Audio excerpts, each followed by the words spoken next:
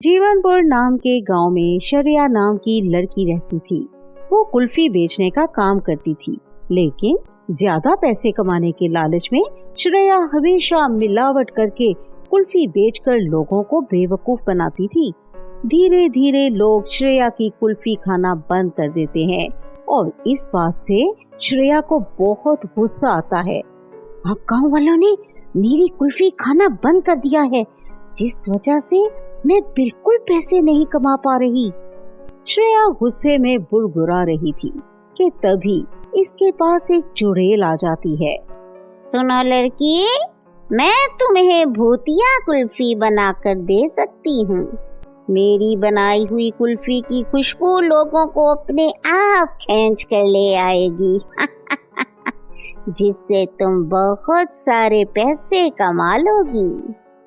एक चुड़ैल हो तुम, मेरी मदद क्यों करना चाहती हो? क्योंकि मुझे इंसानों का मांस खाना बहुत पसंद है। मेरी भूतिया कुल्फी खाने वाला इंसान रात को 12 बजे मेरे पास आएगा और वो अपना एक हाथ काट कर मुझे दे जाएगा। तरह रोज मुझे इंसानों का मांस खाने का मौका मिलेगा और तुम्हें ढेर सारे पैसे मिलेंगे। श्रेया पहले से ही लालची और धोखेबाज थी, इसलिए वो आसानी से चुड़ैल की बात मान जाती है। फिर उस दिन से चुड़ैल श्रेया के घर पर रहने लगती है। चुड़ैल श्रेया को ढेर सारी भूतिया कुल्फियां बनाकर देती है। फिर श्रेया गांव के सड़क पर खड़ी होकर कुल्फी बेचने लगती है। तभी वहाँ से गुजर रही ऐश्वर्या को कुल्फी की खुशबू आती है। अरे वाह, कुल्फी की खुशबू तो बहुत अच्छी है। इतना कहकर ऐश्वर्या श्रेया से ढेर सारी कुल्फियां खरीद लेती है।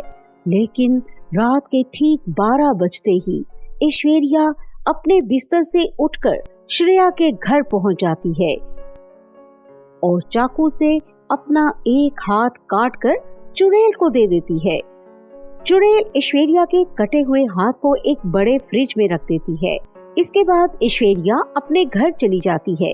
लेकिन अगली सुबह जैसे ही ऐश्वर्या की नींद खुलती है तो अपना कटा हुआ हाथ देखकर वो बहुत जोर जोर से रोने लगती है।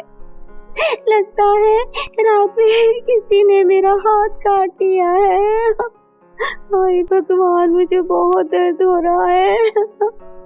इस तरह एक एक करके उस गांव के बहुत सारे लोग भूतिया कुल्फी खाने के बाद अपना हाथ काटकर चुड़ैल को देते थे।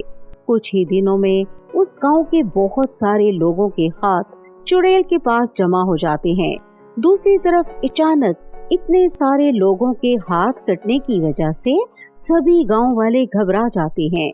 इस तरह सभी लोग दहशत में जीने लगते हैं, लेकिन किसी को भी चुड़ैल की भूतिया कुल्फी पर शक नहीं होता। फिर एक दिन तांत्रिक इस गांव में आता है। तांत्रिक जैसे ही श्रेया के घर के सामने से गुजरता है कि तभी उसे चुड़ैल नजर आती है। ओह, ये तो एक चुड़ैल है। इसके बाद उसे सारी सच्चाई का पता चल जाता है। तो ये बात है, इस घर में रहने वाली लड़की पैसों के लालच में चुड़ैल की भूतिया कुल्फी लोगों को खिलाकर उनके हाथ कटवा रही है। मुझे इन दोनों को सबक सिखाना होगा। ये कहकर उनके घर में घुस जाता है। देखो, तुम दोनों ये सब रोक दो, वरना मैं तुम दोनों को जिंदा नहीं छोड़ूंगा। लगता है तू यहाँ अपनी मौत को दावत देने आया है।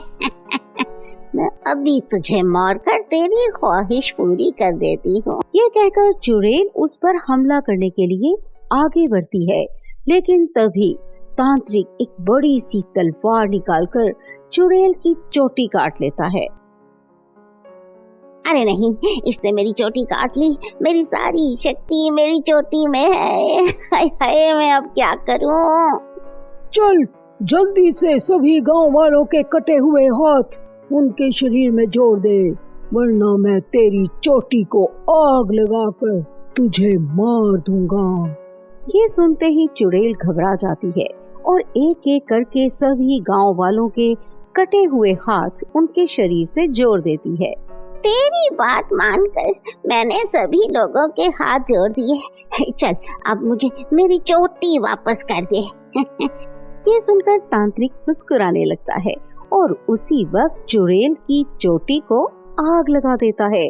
देखते ही देखते वो चुड़ैल अपनी चोटी के साथ जलकर राख हो जाती है। चुड़ैल के मरने के बाद श्रेया वहाँ से भागने की कोशिश करती है, लेकिन गांव वाले उसे पकड़ लेते हैं और उसके दोनों हाथ काटकर उसे गांव के बाहर भगा देते हैं। इस तरह उस गांव से दहशत हमेशा के लिए खत्म हो जाती है और सभी लोग फिर से हंसी खुशी रहने लगते हैं। तो दोस्तों, कैसी लगी हमारी कहानी? कमेंट में जरूर अपनी राय का इजहार करें और हमारे चैनल को लाइक, शेयर और सब्सक्राइब करें और बेल आइकन जरूर दबाएं ताकि नई मजेदार कहानियाँ आप तक पहुँचती रहें।